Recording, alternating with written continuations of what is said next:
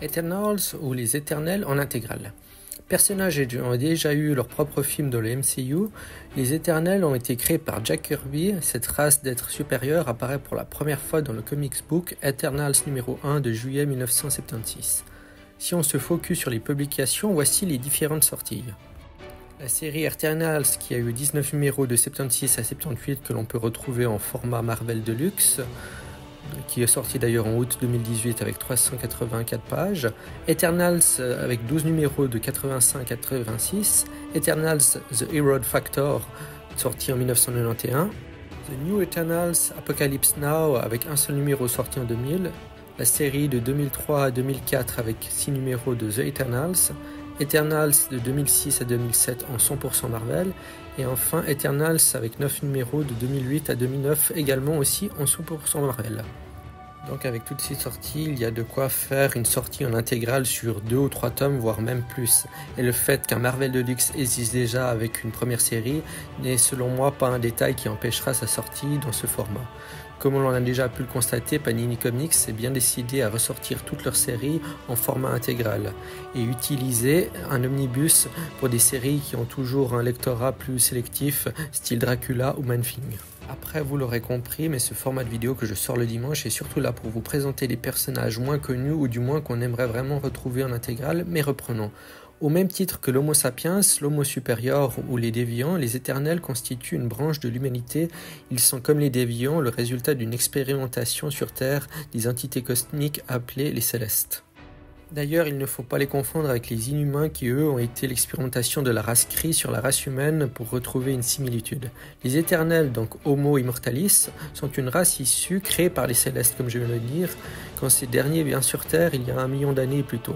Les Éternels sont donc en partie liés aux déviants, des êtres génétiquement instables de la race humaine standard. Le but de l'expérience était de faire évoluer des humains. Pour ce faire, les Célestes imprégnèrent le corps des Éternels d'énergie cosmique.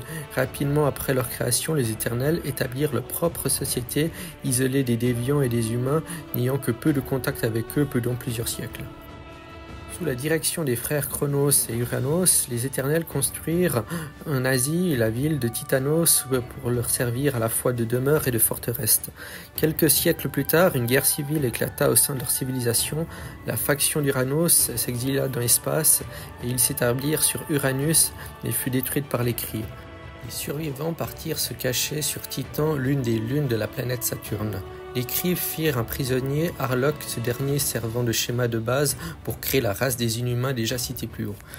Bien longtemps après, Chronos détruisit par accident la ville de Titanos lors d'une expérience dans son laboratoire et périt dans l'expérience. Car oui, ils sont quand même mortels, même si ce sont des immortels, au même titre que Thor ou Hercule. En réalité, ils peuvent mourir, c'est juste qu'il faut attendre très longtemps ou alors une très grande force phénoménale pour les tuer. Ses 2 fils, Mentor et Zuras, furent les premiers à assembler l'Unimind, le grand esprit, la conscience collective de leur espèce. L'Unimind décida que Zuras deviendrait le nouveau leader sur Terre, Mentor partirait rejoindre la cité de Titan et épousa Susan. Zuras fit construire Olympia en Grèce. 2 autres villes furent aussi fondées, Polaria en Sibérie et Oceana dans le Pacifique. Olympia se trouvait sur le nexus reliant la réalité physique de la Terre et le royaume dimensionnel d'Olympie, d'où viennent les Olympiens, donc Hercule, etc. Zuras et Zeus firent un pacte de non-agression entre les 2 races. C'est de là que vient la confusion faite par l'humanité entre les Éternels et les dieux de la mythologie grecque. Lors de la 4e armée céleste, les Célestes arrivèrent sur Terre pour juger l'humanité par peur d'être aussi détruits. Zuras leur déclara la guerre. Ces derniers le tuèrent mais laissèrent les humains en vie. Sa fille Théna prit le commandement et ordonna le départ pour l'espace de tous les Éternels sous la forme de l'Unimind. Seul un petit groupe resta sur Terre avec nos personnages principaux, Théna, Icaris, Macari, Circé, Gilgamesh, Kingo Sunen, Sprite, Cybèle, Phastos, Chirophos et l'Interpelleur. Alors qu'une guerre fait rage entre mutants et éternels, un nouveau céleste est libéré, le Progénitor. Celui-ci veut juger tous les habitants de la Terre, ce qui pourrait provoquer sa destruction. Aidés des Vengeurs et des X-Men, les éternels réussissent à convaincre les célestes de renoncer à ses plans. Néanmoins, ils avouent aux terriens un secret honteux.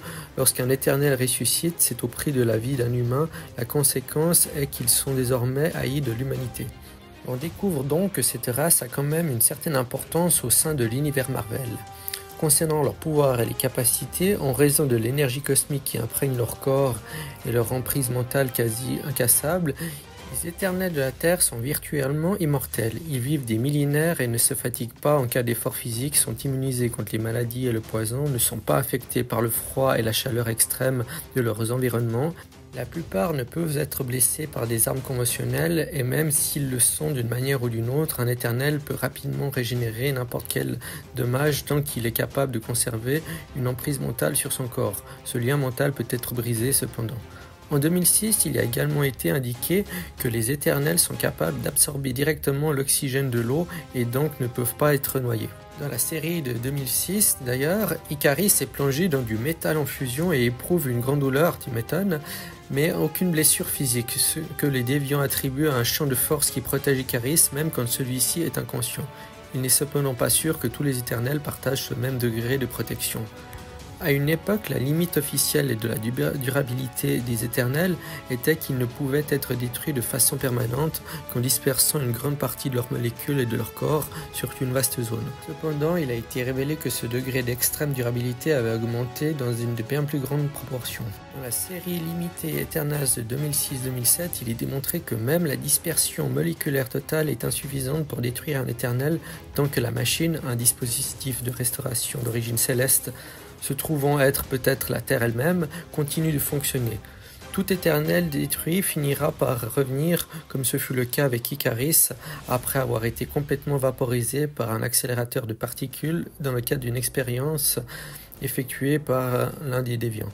Les éternels peuvent canaliser leur énergie cosmique contenue dans leur corps et sont potentiellement capables de tout effectuer et d'obtenir un certain nombre de capacités surhumaines. Force surhumaine, la limite de leur force peut être augmentée après des années consacrées à se concentrer sur une partie de leur énergie dans ce but.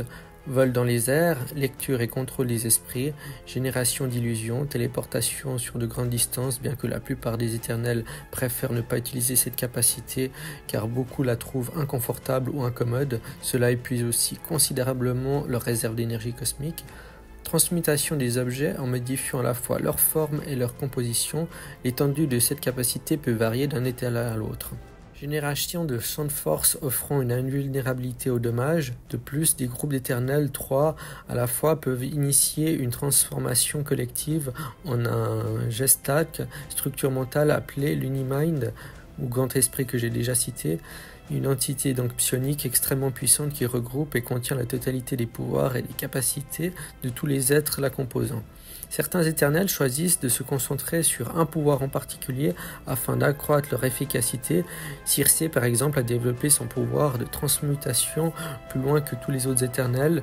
De plus, certains éternels choisissent de concentrer leur énergie cosmique sur d'autres capacités non standards. Ikaris par exemple canalise son énergie cosmique pour améliorer considérablement ses sens, tandis que l'interlopeur utilise la sienne pour générer la vapeur chez les autres et Makahari pour la grande vitesse.